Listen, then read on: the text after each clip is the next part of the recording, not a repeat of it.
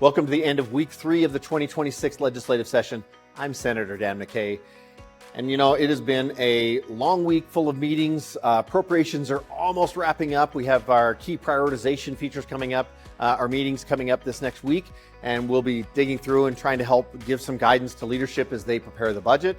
We have some cuts that are in our budget, as well as some new additions. Be interested to find out where the balance of those things go as we try to put this budget together.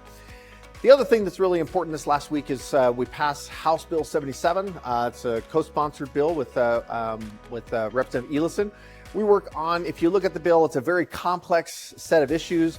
We basically tried to boil down a whole bunch of tax-related issues into one bill, but one key one is important for small businesses.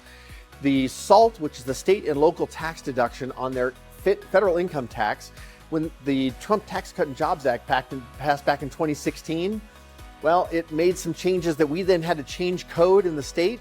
Well, guess what? When HR 1 passed, we had to change it again because the federal government changed the limit from $10,000 to $40,000 for state and local tax deductions.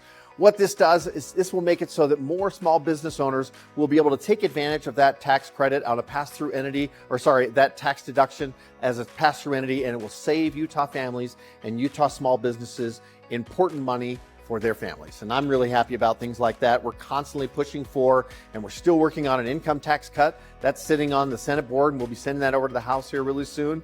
As the budget numbers are finalized and we get the other budget, we'll know how much money we will have to potentially look at more tax cuts.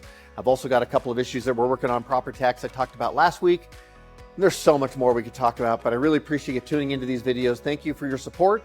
If you need anything, give me a call at 801-810-4110 or shoot me a text.